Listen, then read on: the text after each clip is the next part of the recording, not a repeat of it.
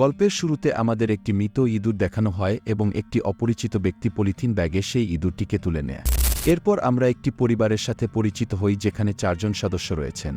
এখানে বাবার নাম কবির, মায়ের নাম জ্যোতি, মেয়ের নাম জাহ্নবী এবং ছেলের নাম ধ্রুব। জাহ্নবী তার বাবার কাছে বলে যে সে তার বন্ধুর সাথে লাদাখ ট্রিপে যেতে চায়। কবির প্রথমে রাজি না হলেও পরে শর্তসাপেক্ষে রাজি হয়ে যায়। শর্তগুলো ছিল জাহ্নবীর সব বন্ধুর নাম এবং ফোন নম্বর তার চাই এবং সবচেয়ে গুরুত্বপূর্ণ ছিল জাহ্নবী যেন তার লাইভ লোকেশন সবসময় শেয়ার করে। জাহ্নবী এতে রাজি হয় এবং পরে পরিবারটি ছোট একটি সফরে বের হয়। এরা আসলে তাদের ফার্ম হাউসে যাচ্ছিল এবং রাস্তায় একটি চায়ের দোকানে থামে। এখানে তারা পরোটা অর্ডার করে, কিন্তু জাহ্নবী সেই পরোটা খেতে রাজি হয় না কারণ সে মোটা হয়ে যাবে। কবির এখানে 2টি চা অর্ডার করতে চেয়েছিল, কিন্তু তার কাছে 20 টাকা ভাঙতি ছিল না। তখন এক অপরিচিত লোক নিজের জন্য একটি চা নেয় এবং কবিরের পরিবারকেও 2টো চা দেয়। কবির তাকে তাদের পরিবারের টেবিলে আমন্ত্রণ জানায় এবং সেই লোক তার নাম বলে বনরাজ। বনরাজ খুব চালাকির সাথে বলে, আমি জাহ্নবীর পরোটা খেয়ে নিচ্ছি আর তুমি আমার লাড্ডু খাও। কিন্তু লাড্ডু খাওয়ার পর জাহ্নবীর একটু অদ্ভুত লাগতে থাকে। বনরাজ তখন জাহ্নবীকে সেই মাখন দেওয়া পরোটা খেতে বলে এবং আশ্চর্যজনকভাবে জাহ্নবী কোনো প্রশ্ন ছাড়াই পরোটাটা খেয়ে ফেলে, যা খুবই অদ্ভুত ছিল। এরপর এই লোকেরা খাওয়া দাওয়া করে দোকান ছাড়ে এবং যাবার আগে বনরাজ আবার জাহ্নবীকে বিস্কুট দেয়। সে বলে, ফার্ম হাউসে পৌঁছানোর পর প্রথমে এগুলো খেয়ে নিও। জাহ্নবী এতে সম্মতি জানায়, যা খুব অস্বাভাবিক কারণ জাহ্নবী সাধারণত কারো কথা শোনে না। কিন্তু বনরাজের সব কথা সে শুনছিল। ফার্ম হাউসে পৌঁছানোর পর জাহ্নবী প্রথমেই সেই বিস্কুট বের করে খেয়ে ফেলে। এরপর পুরো পরিবার যখন মজা করছিল তখন জ্যোতি লক্ষ্য করে যে বনরাজ ফার্ম হাউসের বাইরে দাঁড়িয়ে আছে। সে এই কথা কবিরকে জানায় এবং কবির যখন বেরিয়ে এসে বনরাজের সাথে দেখা করতে যায় তখন দেখা যায় জাহ্নবী ইতোমধ্যে তাকে বাড়ির ভেতরে নিয়ে আসে। বনরাজ বলে যে তার ফোনের চার্জ শেষ হয়ে গেছে এবং সে এখান থেকে তার মেয়েকে ফোন করতে চায়। কবিরের এই ব্যাপারটি অদ্ভুত মনে হলেও সে বনরাজের অনুরোধ গ্রহণ করে জ্যোতি বনরাজের বাড়িতে আসা নিয়ে খুশি ছিল না। কিন্তু কবির বলে, আমরা তো শুধু তার সাহায্য করছি এবং কিছুক্ষণের মধ্যেই সে চলে যাবে। আমি পোশাক বদলানোর পর তার ওপর নজর রাখব। যাই হোক, জাহ্নবী তখন বনরাজের সাথে কথা বলছিল এবং সে তাকে তার প্রেমিকের ব্যাপারে জানায়। এরপর সে তার আসন্ন লাদাখ ট্রিপ সম্পর্কে বলে। বনরাজ তখন বলে, তুমি লাদাখ ট্রিপে যেতে পারবে না কারণ তোমাকে আমার সাথে যেতে হবে। জাহ্নবী এটি মেনে নেয়, যা খুবই অদ্ভুত ছিল। বল ছোড়ার সাথে সাথেই এই অস্বস্তিকর পরিস্থিতি ভেঙে যায়। কিছুক্ষণ পর ধ্রুব এসে জাহ্নবীকে তার সাথে খেলার জন্য বিরক্ত করে। তখন বনরাজ জাহ্নবীকে বলে, আজ তুমি তোমার ভাইয়ের সাথে এত খেলো যেন সে আর কখনো খেলতে না চায়। এরপর জাহ্নবী ধ্রুবকে দোলনায় বসিয়ে খুব জোরে দোলাতে শুরু করে। এতে ধ্রুব ভয়ে চিৎকার করতে থাকে, যা জ্যোতির নজরে আসে। কবির এবং জ্যোতি দুজনেই জাহ্নবীকে থামায় এবং এতক্ষণে ধ্রুবের মাথা ঘুরতে শুরু করে।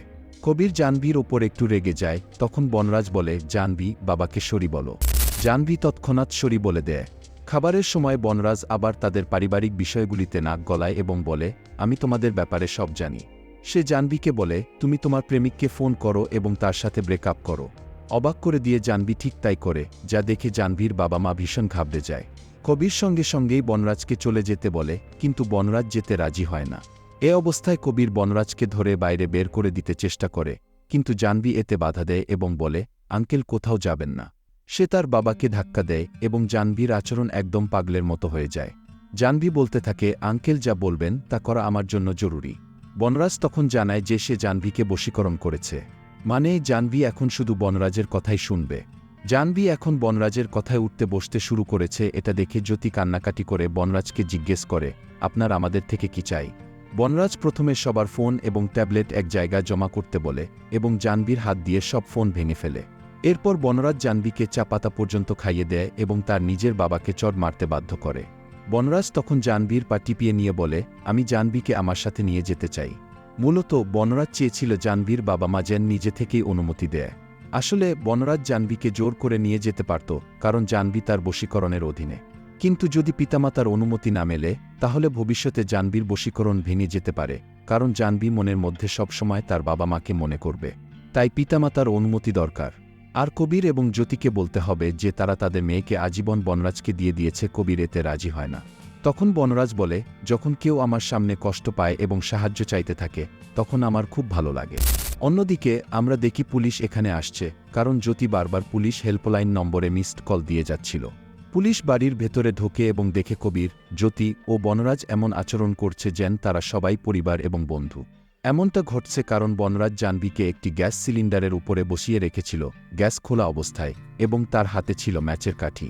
অর্থাৎ কবির বা জ্যোতি যদি মুখ খোলার চেষ্টা করে, জাহ্নবী গ্যাসে আগুন ধরিয়ে দিত, যা তাকে তো মেরে ফেলতই এবং বাকিদেরও মেরে ফেলত।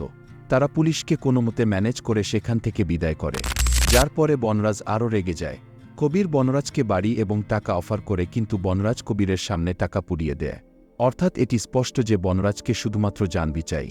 সে বলে, ধন, সম্পদ, ক্ষমতা, লোভ এবং লালসা এই সব বাজে জিনিস আমার মধ্যে নেই, কারণ আমি মানুষ নই, বরং আমি মানুষের থেকে ঊর্ধ্বে। এরপর বনরাজ জাহ্নবীকে অনেক কিছু করায়, যেমন নিজেকে চড় মারা, নাচ করা। এমনকি সে জাহ্নবীকে ছুরি আনতে বলে এবং নিজেকে রক্ষা করার জন্য পাহারা দিতে বলে। এই সময় জাহ্নবীর বাবা তাকে রক্ষা করার জন্য কাছে আসতে চাইলে জাহ্নবী তাকে না করে।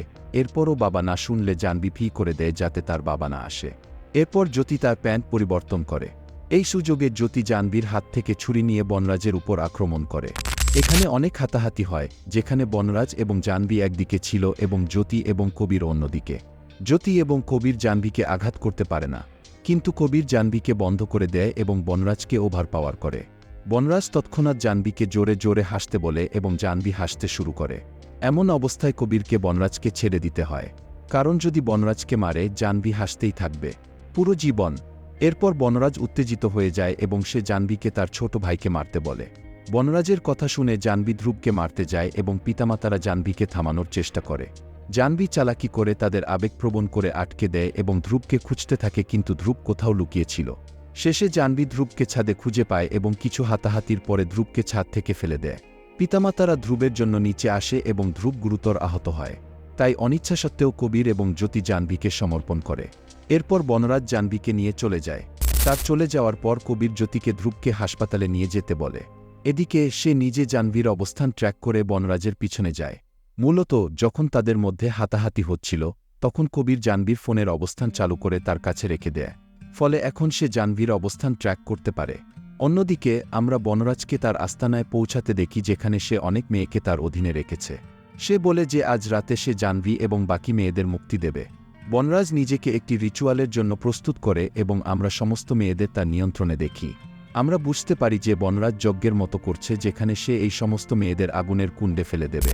অবশেষে কবির কোনোভাবে সেই অবস্থানে পৌঁছায় এবং কিছু মেয়েরা যারা পাহারা দিচ্ছিল কবিরের উপর আক্রমণ করে। কবির তাদের সাথে লড়াই করে অবশেষে আগুনের জায়গায় পৌঁছায় এবং বনরাজ কিছু সময়ের জন্য তার যজ্ঞ বন্ধ করে।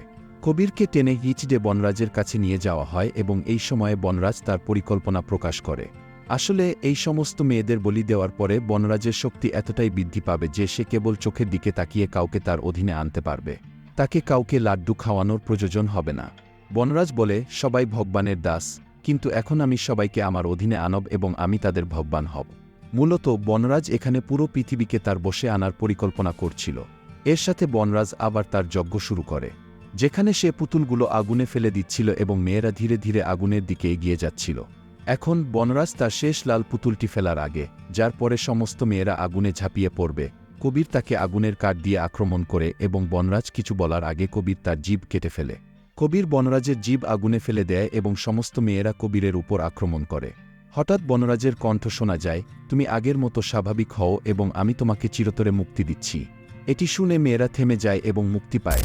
এখন এখানে গল্পে একটি মোড় আসে, যেখানে আমরা বুঝতে পারি যে পুরো ঘটনাগুলির সময় কবির তার পকেটে একটি ভয়েস রেকর্ডার রেখেছিল। তাদের ফার্ম হাউসে এমন একটি পরিস্থিতি এসেছিল যেখানে বনরাজ তাদের টিচ করছিল এবং বলছিল, তোমাদের কি চাই যে আমি সবাইকে মুক্তি দিই যাতে সবকিছু চিরতরে স্বাভাবিক হয়ে যায়। এবং এই অডিওটি রেকর্ড করে এবং তার ছেলের সাহায্যে এডিট করে কবির নিখুঁতভাবে তৈরি করেছিল, যা সে এখন প্লে করে সমস্ত মেয়েদের মুক্তি দেয়া। অর্থাৎ সমস্ত মেয়েদের সাথে জাহ্নবীও বেঁচে গিয়েছিল। এটি একটি সুখী সমাপ্তির মতো দেখাচ্ছে। পরবর্তী দৃশ্যে আমরা পুলিশকেও দেখি, যাদের থেকে আমরা জানতে পারি যে সেখানে 108টি মেয়ে ছিল। সমস্ত মেয়েরা তাদের বাড়িতে ফিরে গেছে এবং তাদের পরিবারের সাথে মিলিত হচ্ছে। আমরা দেখতে পাই যে জ্যোতিও ঠিক আছে এবং ধ্রুব এখন সুস্থ হচ্ছে। এখন এখানে গল্পটি 1 বছর পরে এগিয়ে যায়, যেখানে আমরা সিনেমার শুরুতে দৃশ্যটি দেখি। হ্যাঁ, সেই ইঁদুর ধরার দৃশ্য এবং ইঁদুর ধরার মানুষটি আর কেউ নয়, কবির। সে জঙ্গলের মতো জায়গায় একটি আবদ্ধ ঘরের ভিতরে কোথাও যায় এবং আমরা দেখি যে সে বনরাজকে বন্দী করে রেখেছে। হ্যাঁ বন্ধুরা, সে বনরাজকে ইঁদুর এবং চা পাতা খাওয়ায় এবং সেই রাতের কথা মনে করিয়ে দেয়। এইখানে সিনেমাটি শেষ হয়।